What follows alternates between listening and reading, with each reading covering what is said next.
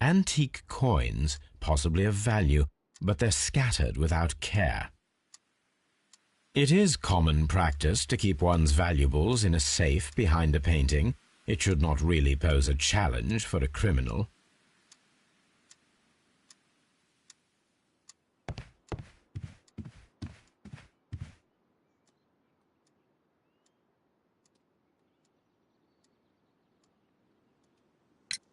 Sir Eustace's doctor speaks of his violent behaviour. Yes, Sir Eustace was an extremely violent man. A detestable human being, to be more precise. It is true that he once threw a decanter at me, and all because I dared to stand up to him in defence of my mistress. Sly devil. God forgive me that I should speak of him so now that he's dead, but a devil he was, if ever one walked the earth. We met him only 18 months ago. She'd only just arrived in London. Yes, it was her first voyage. She'd never been from home before. Wonder with his title and his money and his false London ways. If she made a mistake, she has paid for it, if ever a woman did. She doesn't have any friends here, so it was specially hard for her.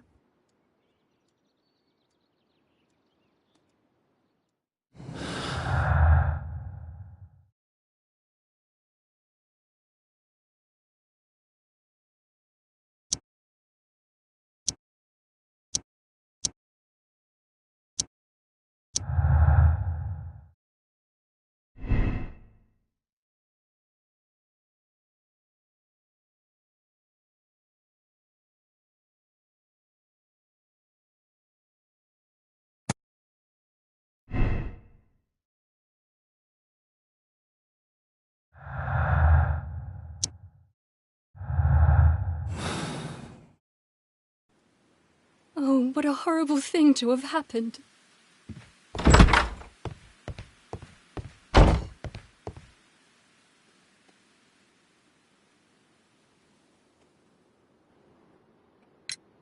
What do you know about Sir Eustace, Inspector?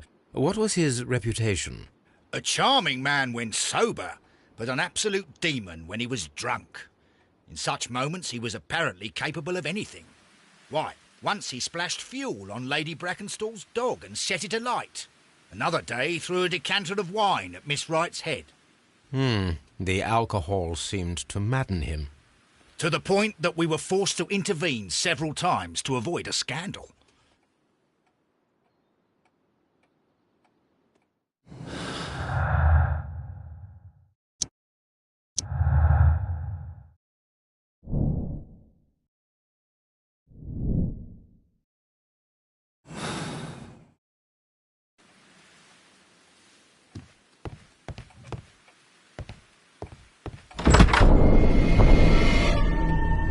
You should examine the body of Sir Eustace Brackenstall.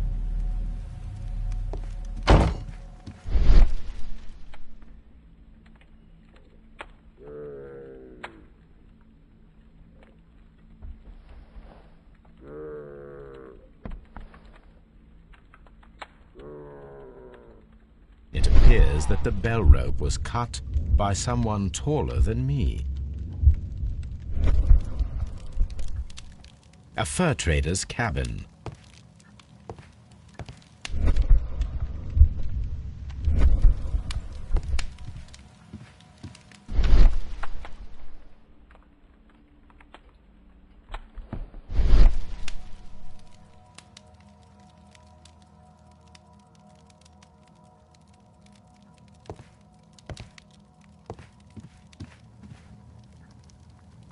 So, Watson, what have you learned from examining Sir Eustace's body? Well, I can confirm that the death was instant. Sir Eustace was facing his attacker when he received the blow to his head. There are no other apparent injuries. The head was cracked with the force of the blow. That must be the murder weapon. Quite a large stick, a formidable weapon. Barefoot, he had therefore been in bed and did not have time to fully dress.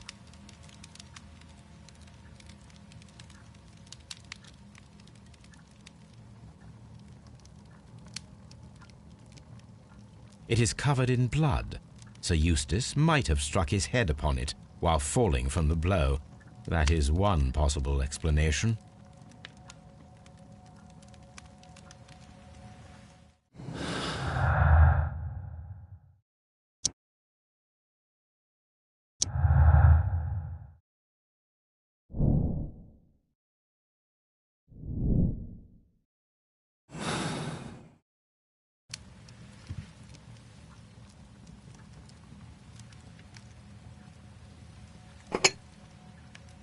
This glass has some wine traces, but no visible beeswing.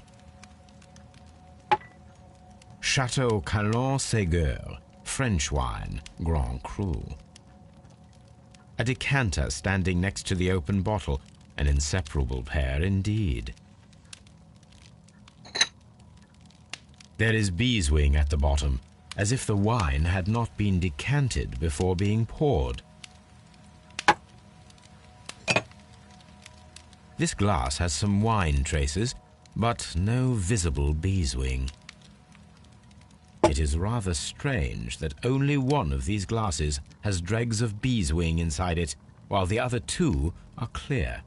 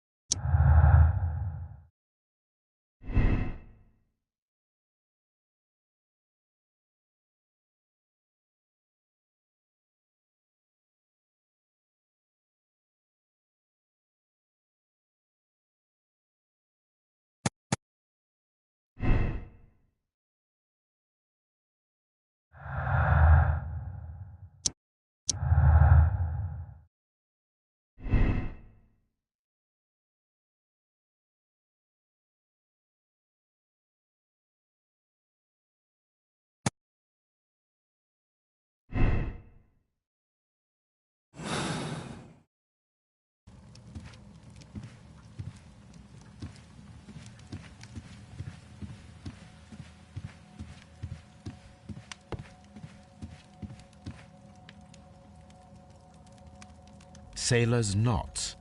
That's interesting. This rope was handled by the murderers. We need a scent hound to follow their trail. I will take it with me.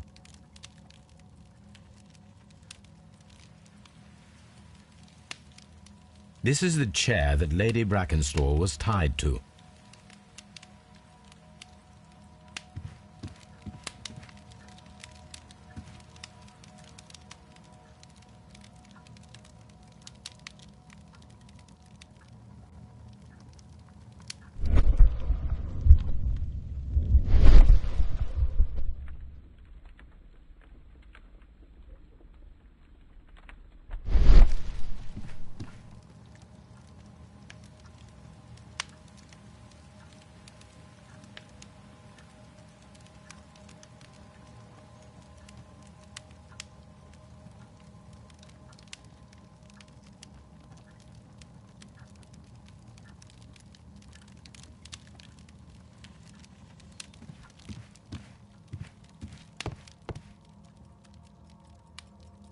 These wine bottles are expensive and mostly from France. This candlestick is valuable. It is interesting that it was not also stolen.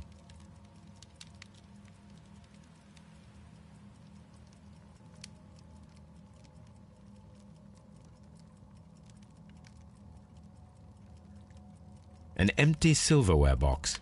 It appears that the intruders have stolen the contents.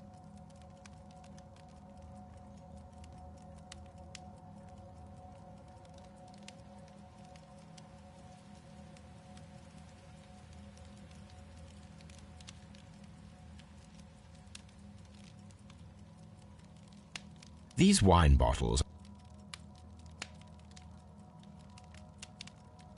A bottle of wine is missing here. The criminals did not thoroughly ransack the house. They only took a little silverware.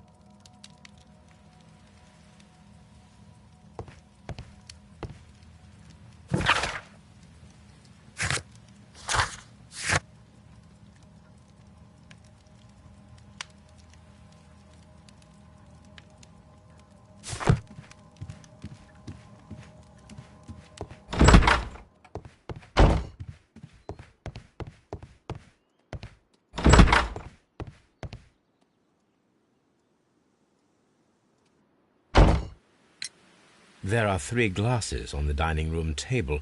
I was wondering if... Oh, I forgot. When I came to myself the first time, each of them had a glass in his hand.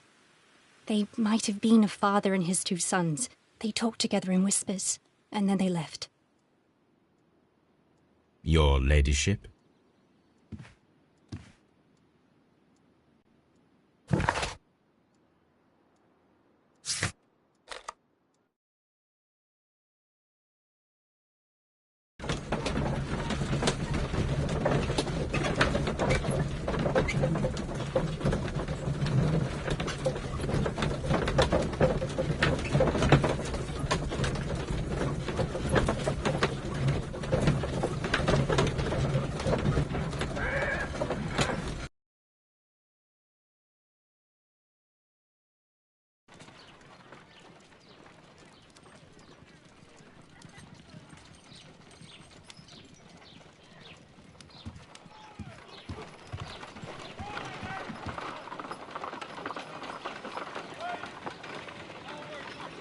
Let us see how the rope was cut.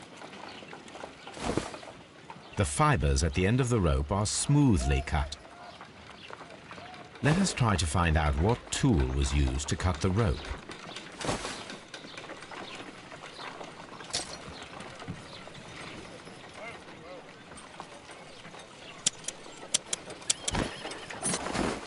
The fibers from this cut appear to be different. If I cut the rope with a knife, it matches the original.